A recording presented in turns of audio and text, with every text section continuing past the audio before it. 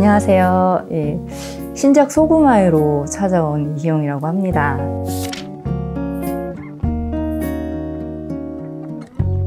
이거를 구상할 때 강하다? 왜냐면 되게 잔잔한 이야기인데 이 속에서 소용돌이 치는 내용이 되게 세거든요. 나만이 갖고 있어야 되는 그런 스토리가 아닌가 생각을 했는데 프롤로그 쓰고 더 강해졌죠.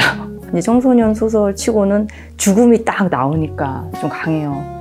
그래서 요거는 쓰고 그냥 폴더에 이렇게 좀 간직해 놓자 생각을 했는데, 그럼에도 불구하고 왜 출간을 했냐 물어봐 주시면, 이수와 세아라는 인물이 저를 통해서 활자화되고 어떤 이야기의 꼴을 갖췄다면 이 친구들이 저를 찾아온 게 아니라 그 출판사를 찾아가서 직접 자기네들이 이야기를 한다는 생각이 들어요. 그래서 정신을 차려보니까 제가 원고를 보내드렸고 또 정신을 차려보니까 제가 막 수정고도 보내드리고 해서 결과적으로 보면 저에게 되게 큰 행운이었다는 생각이 듭니다.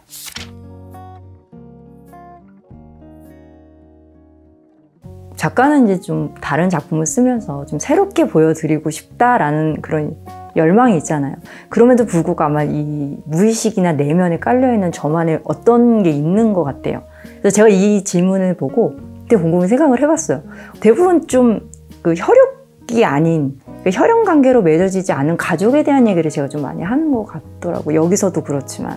그래서 제가 제 페르소나는 이겁니다라고 딱 아직은 정해놓은 거는 사실 없는데, 그건 이제 독자님 눈에 이건 또 캐치가 되실 수 있다는 생각이 듭니다.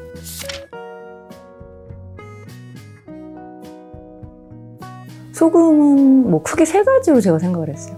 소금 하면 이제 음식을 저장할 때 뭐 염장이나 이렇게 오래 보관할 수 있잖아요. 근데 우리 인간의 기억도 편견이나 선입견 같은 것도 시간이 지나도 안 없어져요. 저 사람은 저런 사람이야. 한번 딱 이렇게 선입견을 가지면 되게 오래 가더라고요. 이수와 그 할머니를 보는 마을 사람들의 선입견이나 이런 편견들이 마치 소금에 염장한 식품처럼 되게 오래 가요. 두 번째는 우리 막 상처에 소금 뿌린다고 하잖아요. 그것처럼 안 그래도 힘든 이수와 세아를 세상이 걔네들한테 되게 상처를 주고 소금을 뿌리는 것 같아요.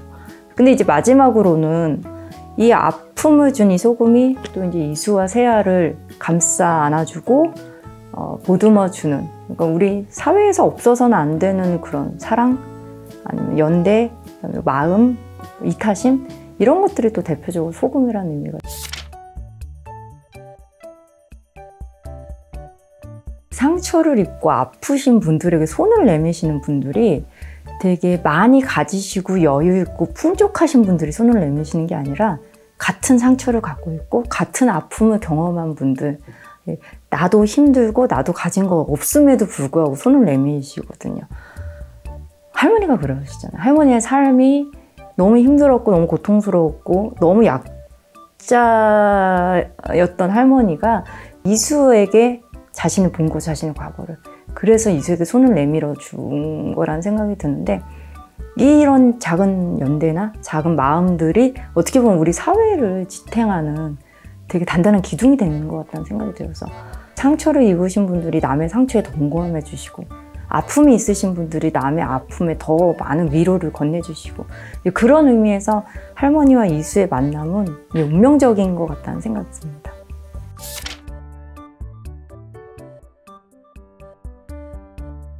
제가 이제 현장에 가서, 학교나 도서관에 가서 아이들 되게 많이 만나거든요. 근데 아이들이 원하는 게 뭐냐면 자기 얘기를 들어주는 거예요. 근데 자기 얘기를 들어주는데 잘 말을 못해요. 왜냐하면 아이들은 부모님이나 선생님이나 주변의 어른들은 이미 자기에 대한 평가의 잣대를 갖고 있다고 생각을 해요. 그래서 내가 몇 등이고, 내가 공부를 이렇게 하고, 내가 성격이 이렇고, 내 주변 환경이 이러니까 내가 섣불리 말했다가 아유 그런 거 신경 쓰지 말고 공부나 열심히 해라든지, 그러니까 아이들이 나를 평가하지 않고 순순히 내 마음을 읽어줄 수 있는 사람을 원해요. 그래서 가끔 저에게 메일을 보내는 친구들이 있어요. 그 친구들이 제가 뭐 작가이거나 청소년 소설 쓰거나 이래서 저한테 메일을 주는 게 아니라, 이 사람은 나를 몰라요. 그러니까 나를 아무것도 평가할 수 없어. 내가 누군지 몰라. 그러니까 내가 어떤 고민을 얘기해도 내 고민에만 집중해 줄 수 있는 사람이야 라고 생각을 해요. 그래서 우선은 아이들도 되게 말하고 싶어 해요. 다 내려놓으시고 이렇게 이야기를 들어주는 게, 그러니까 아이들은 자기 이야기를 하면서 자기가 정말 어떻게 해결해야 될지 알거든요.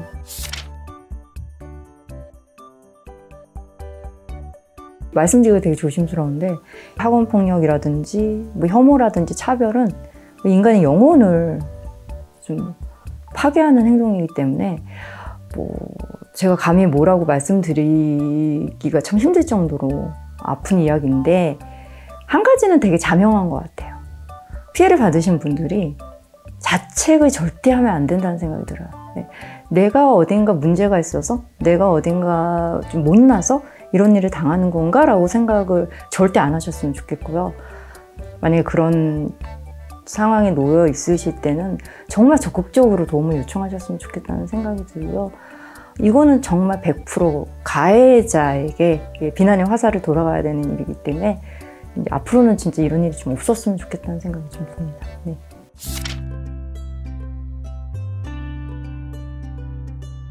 사실 저도 되게 막 행복하고 따뜻한 10대를 보내진 않았어요. 나름대로의 좀 문제가 있었고 저도 마음의 문을 닫아본 경험이 있는데, 제가 생각하기엔 아이들이 어렸을 때부터 그런 얘기 들으면서 크잖아요. 넌 커서 뭐가 될래? 너 뭐 하고 싶어? 그러니까 아이들이 나는 뭔가 돼야 되고 뭔가 결과를 보여줘야 되고 뭔가를 해야 된다고 생각을 하거든요. 그런데 상황이 그럴 수 없는 처지에 놓인 아이들이 있어요. 뭐 심리적으로나 경제적으로나 아니면 주변 환경 때문에. 근데 예전에 이효리 님이 그런 얘기를 하셨잖아요. 뭐가 돼? 안 돼도 돼 라고 얘기했는데 저 그거 되게 많이 공감했거든요. 지금 당장 뭔가 안 돼도 된다고 생각하고요. 인생이 생각보다 되게 길어요. 길기 때문에 지금 당장 다른 아이들은 달리고 있는데 나 혼자 멈춰섰구나, 이거에 대해서 너무 긴장하거나 자기를 패배자로 생각 안 하셨으면 좋겠어요. 내가 지금 아프니까 언젠가는 이 문을 열고 나갈 수 있을 때까지 내가 나를 조금 기다려주자라는 생각이 들면 억지로 막 문을 열려고 하지 않으셔도 언젠가는 시간이 되거나 때가 되면 나오실 수 있고 마음의 문을 조금씩 열 수 있을 거라는 생각이 들어요.